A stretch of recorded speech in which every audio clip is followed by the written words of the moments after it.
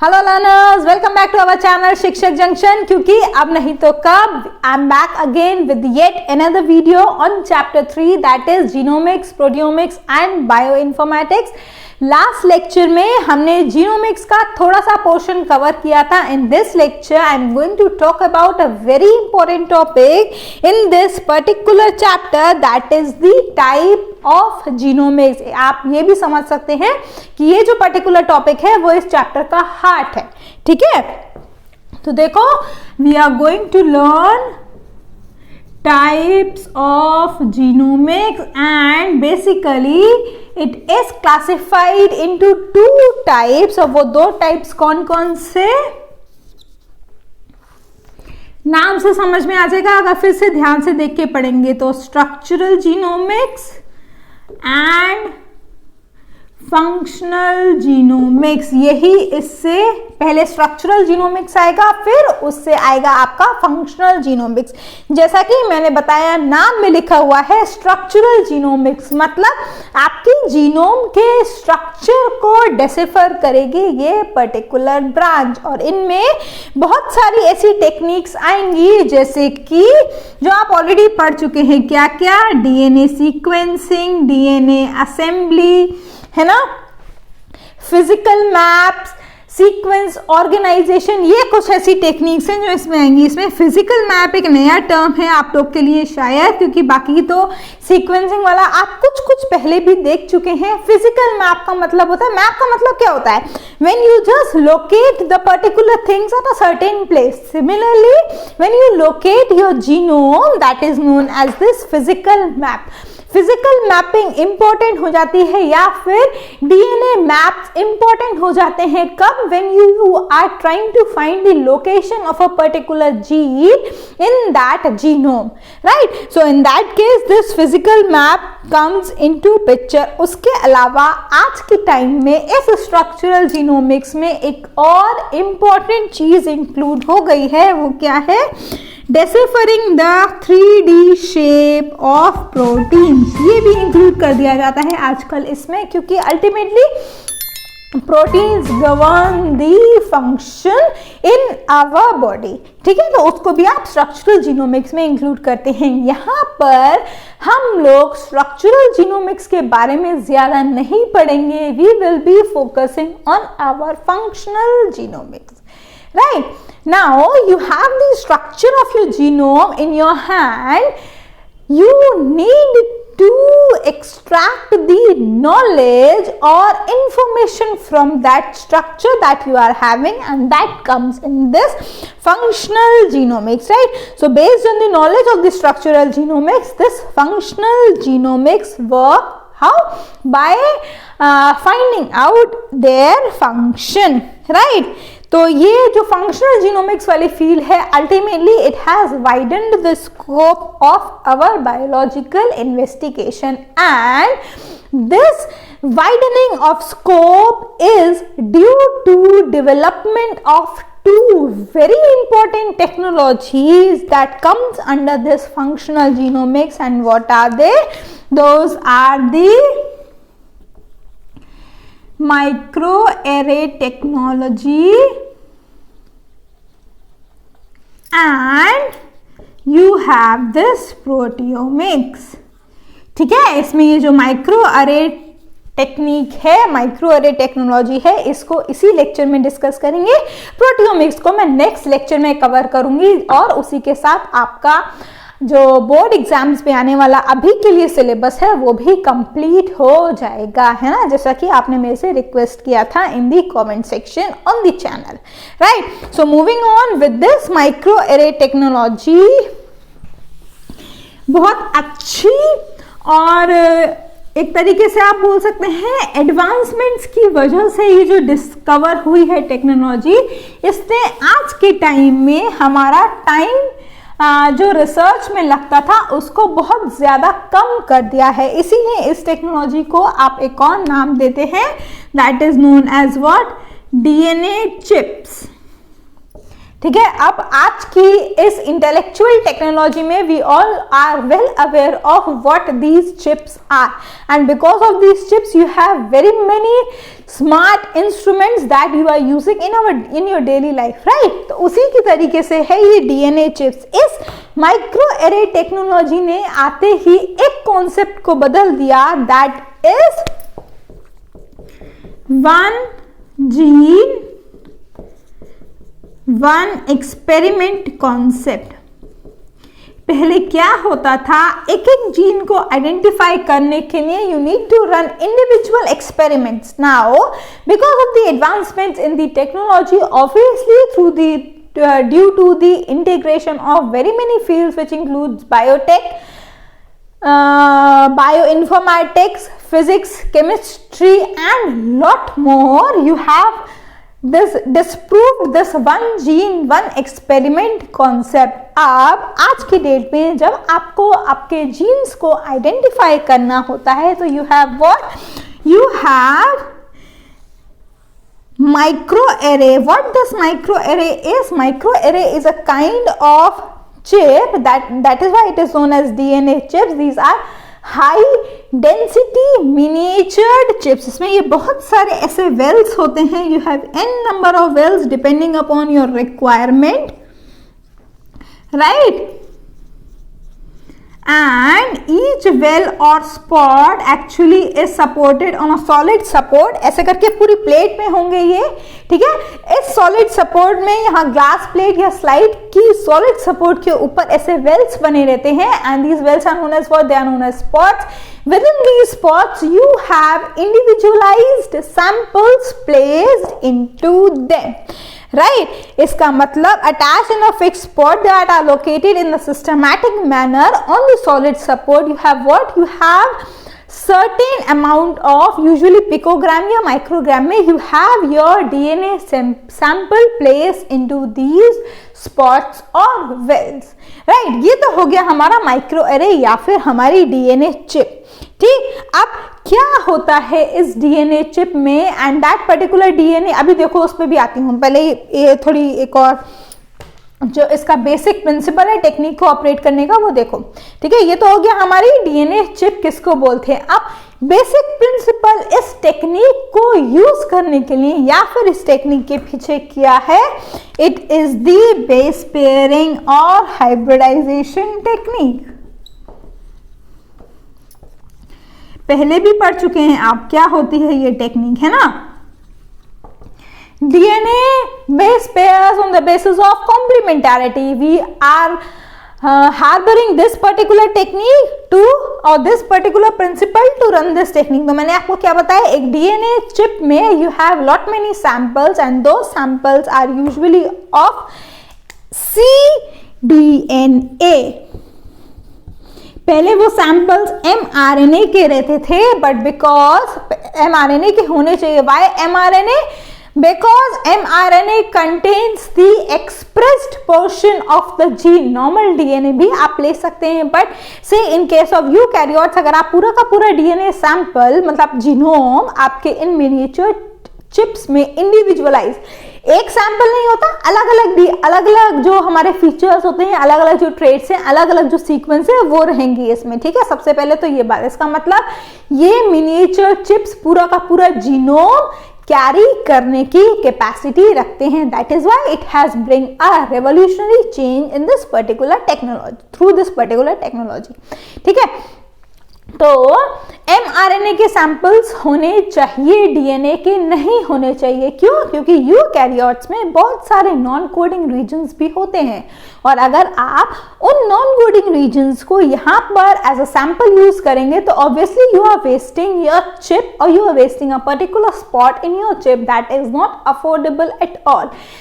You have to look at the feasibility of the technology also that you are going to use, because I have told you कि the product that you are obtaining or the result that you are obtaining out of that demands your time, and if the time that you are allotting to that particular experiment is more, obviously it will ultimately cost more, क्यों?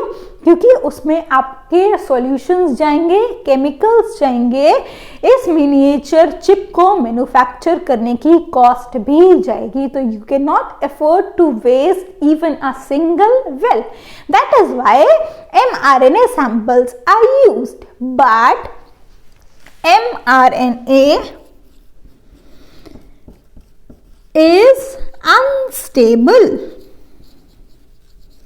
है ना, इसीलिए उसको isolate करना और उसको experiments में use करना थोड़ा डिफिकल्ट होता है। तो instead of using this mRNA is reverse transcribed into the cDNA and hence it is used in this particular chip। समझ में आ गया पहले तो ये कॉन्सेप्ट कि क्यों आप mRNA यूज करना चाहिए लेकिन आप इसको क्यों यूज नहीं कर पाते हैं। ठीक है, तो ये हो गया हमारा चिप। अब आप क्या करेंगे, how you will detect your particular sample? तो it is detected through the probes, different colored probes are attached to this particular DNA. Suppose this chip contains these samples, that is known as what? It is known as reference. ठीक है, now you have your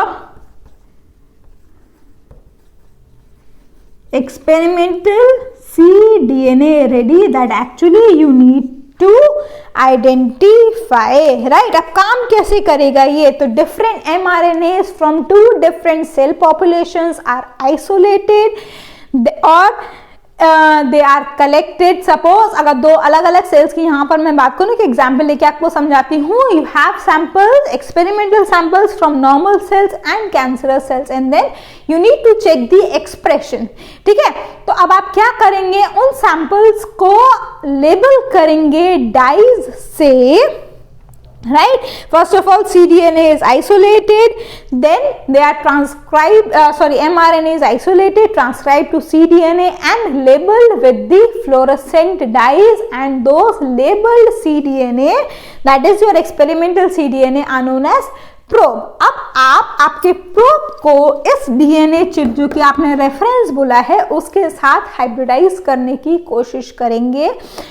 fluorescent cDNAs यानी कि हमारा experimental portion reference portion के साथ जहां पर भी बेस कॉम्प्लीमेंटैरिटी होगी जाकर बाइंड करेंगे। फ्लोरोसेंट माइक्रोस्कोप के अंदर आप इस चिप को ऑब्जर्व करेंगे and on the basis of the colours that are developed you will identify the expression और your sample. This is how the working of this microarray technology goes, right. तो इससे आपको दो चीजें पता चली, एक तो आपका इंटरैक्शन किसके बेसिस पर, जीन इंटरैक्शन के बेसिस पर। तो ये हुआ एक फीचर हमारा किसका, फंक्शनल जीनोमिक्स का, because of which you are saving your time in order to analyse the function of the genome that is there with you, right. अब इसी का थोड़ा सा और एडवांस्ड टेक्नोलॉजी आज एक और आ गई है and that is mostly use in the laboratories. What that technology is, इस माइक्रोएरे टेक्निक के बेसिस पर ही वो टेक्नोलॉजी बनी है, बस कुछ कुछ चेंजेस उसमें और कर दी हैं जिससे कि आपको इस चिप की भी जरूरत ना पड़े obviously. And that technique is known as what, it is known as fish. मछली वाला फिश नहीं है ये, I will tell you what it is, okay.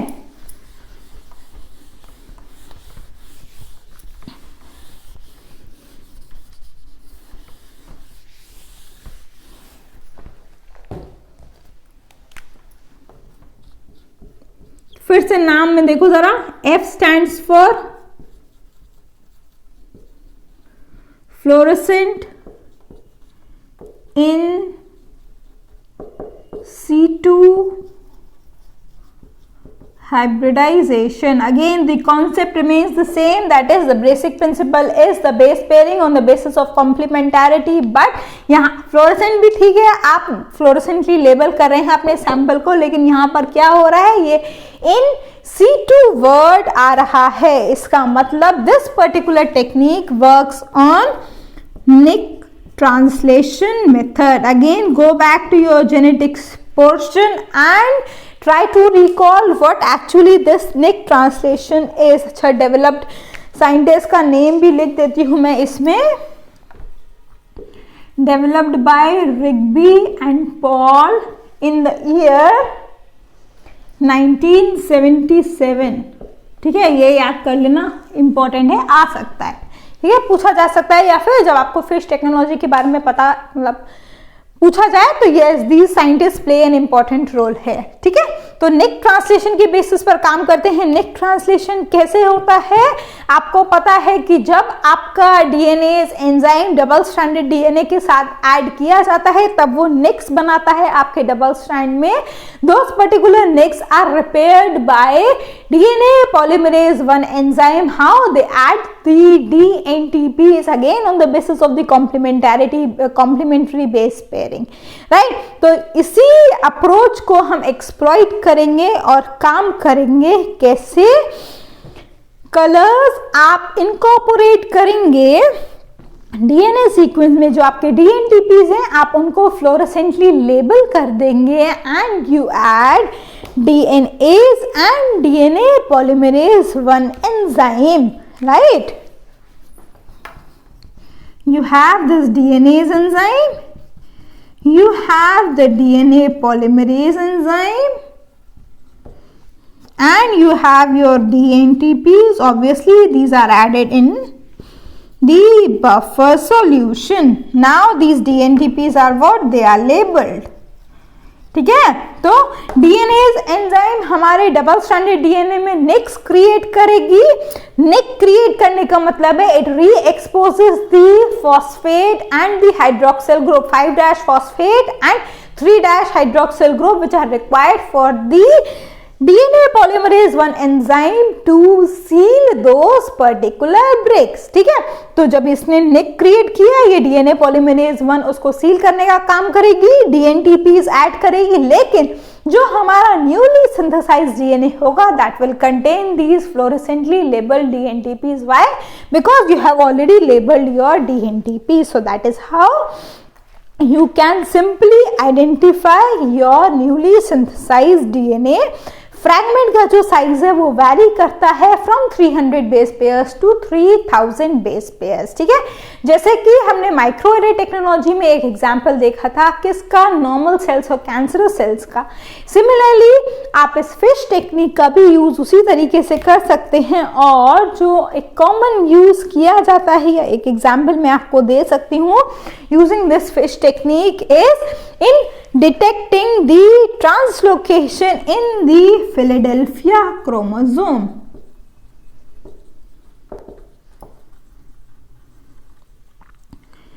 ठीक है, ये फिलाडेल्फिया क्रोमोसोम में जो ट्रांसलोकेशन होता है that is found in 90% of the patients in the bone marrow of those particular patients. Those are suffering from CML, that is chronic myeloid leukaemia. ठीक है, Philadelphia chromosome या फिर इस पर्टिकुलर डिसीज में CML में क्या होता है, there is a reverse translocation और sorry reciprocal translocation between chromosome 9 and chromosome 22. So what happens is you just isolate. वैसे तो काउंटिंग करके भी आप सीवियरिटी डिसीज की पता कर सकते हैं, but obviously it is very time consuming. तो लिम्फोसाइट्स के जो स्पीयर्स हैं वो कलेक्ट कर लिए जाते हैं, प्रोब्स तैयार करते हैं और आप कुछ स्पेसिफिक रीजन्स को from this chromosome 9 and chromosome 22 label कर लेते हैं through different colour. Suppose chromosome 9 you are labelling with the red and I don't have the green colour so I will use blue instead of that. Right, chromosome green को आप blue से label, sorry देखो मैं बोल रही हूँ लेकिन लिख वही रही हूँ ना, को आप ग्रीन से लेबल करेंगे and you will just mix those particular samples, allow it to hybridise on और allow the probes to bind and then you will observe under the fluorescent microscope जो अफेक्टेड सेल्स होंगे हमारे.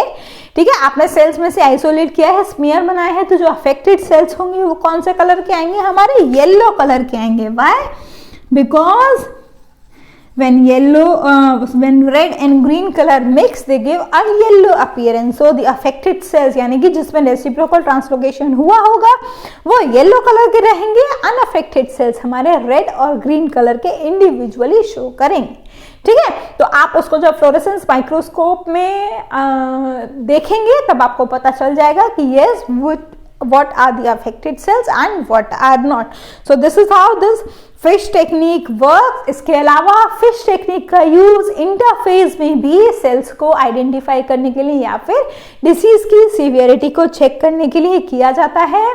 Cancer patients में chemotherapeutic drugs का ये बहुत एक important specially आज के टाइम में डिस्कशन है और होता भी है कि कीमोथेराप्यूटिक ड्रग्स का इफेक्ट चेक करने के लिए भी आप इस फिश टेक्निक का यूज करते हैं। ड्रग को आप लेबल कर देते हैं through fluorescent probes and then they are injected and the cells are identified using this particular technique to see the effect whether they are just binding to that particular cell targeted or not. So that is how these functional genomics work, and yes, it is very very important especially to ये जो medical science में जिसको आप pharmaceutical branch बोलते हैं उसमें आजकल इसका बहुत ज़्यादा इफेक्ट देखने को मिल रहा है, right. So this is one approach because of which the functional genomics is in use. The second approach which is the proteomics portion I discuss in the next lecture. ठीक है, प्रोटियोमिक्स क्या होता है, अलग अलग टाइप्स प्रोटियोमिक्स के, वो हम नेक्स्ट लेक्चर में कवर करेंगे and then we will end up with the portion that is coming in your term 1 for this particular session, right? So I hope कि clear हो गया होगा। That's all for this respective lecture. For any doubts or query, ask me in the comment section or through the WhatsApp, or you can ask even through mails also, no issue with that. Yes, if at all you require study material, then also approach me, I'll provide it to you for your practice. Right? So all the very best. Have a happy learning. Take care. Bye bye. Thank you.